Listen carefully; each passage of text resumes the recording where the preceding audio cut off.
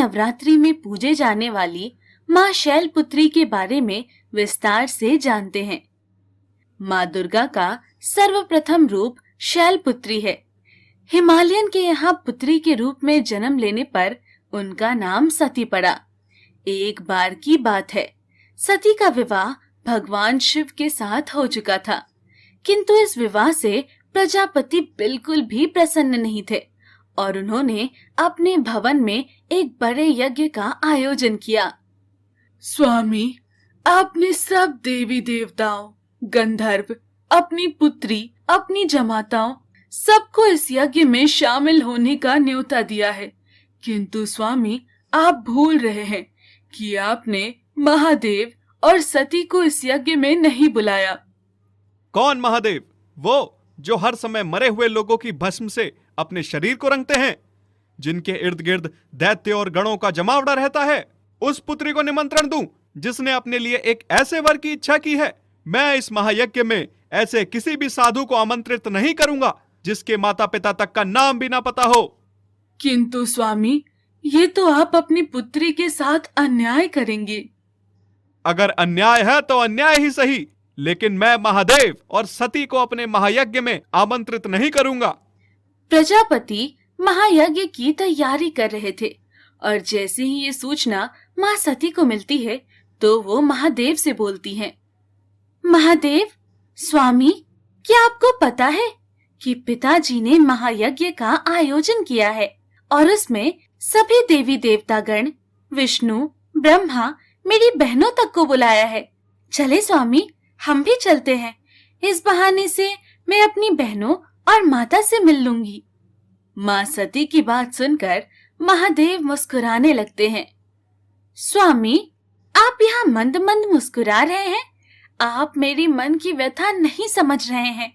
पिताश्री ने इतने बड़े यज्ञ का आयोजन किया है, हमें वहाँ जाना चाहिए।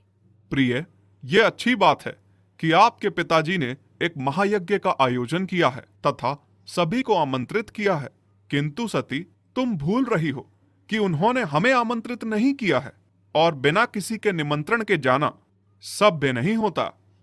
आप भी कैसी बातें कर रहे हैं महादेव? भला एक पिता अपनी पुत्री को निमंत्रण पत्र क्यों देगा?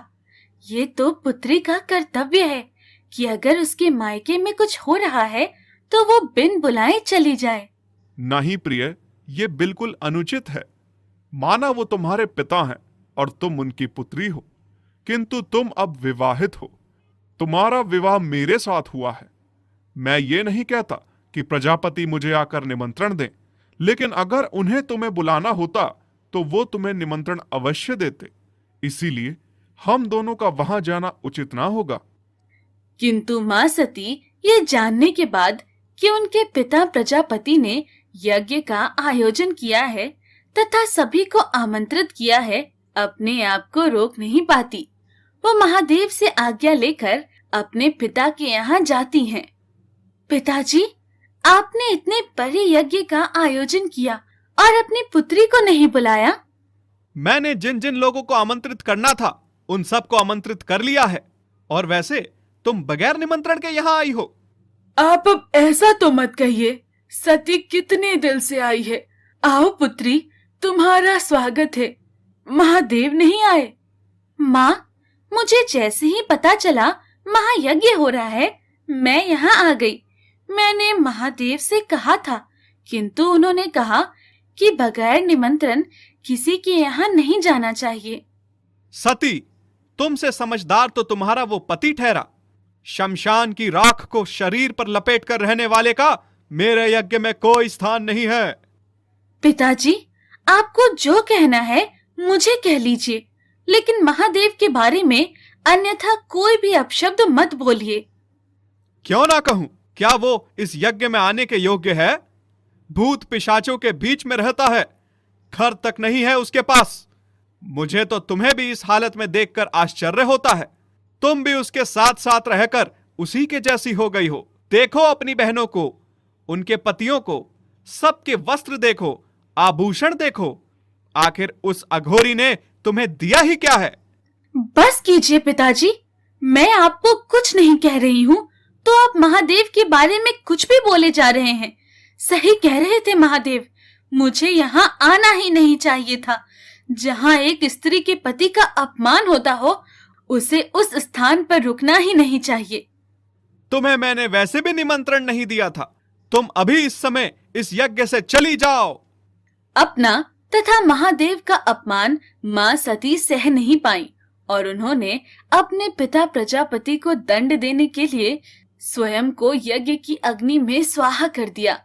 उन्हें ऐसा करते देख उनकी बहन और माता चित्कार उठी और उधर महादेव को जैसे ही आभास होता है कि शैलपुत्री अग्निकुंड में स्वाहा हो रही हैं, वो क्रोधित होकर महाराज प्रजापति के यहाँ उपस्थित होते हैं। सती के जलते हुए शरीर को देखकर भगवान शिव दारुण दुखी से दुखी हो उस यज्ञ को ध्वस्त कर देते हैं और मां सती के जलते हुए शरीर को हाथों में उठाकर दुखी मन से वहां से चल देते हैं। मां सती के शरीर के जलते हुए अंग जहां जहां पर गिरे वो धरती पावन हो गई। वहीं मां सती आगे चलकर हिमालय के यहाँ पुत्री के रूप में जन्म लेती हैं और अगले जन्म में भी वो भगवान शिव की अर्धांगिनी बनती हैं। मां शैलपुत्री के इस रूप में हमें अनंत शक्ति का आभास होता है। मां शैलपुत्री का वाहन गाय है तथा माता के इस रूप की आराधना करने से मनुष्य का चंद्रमा सही रहता है।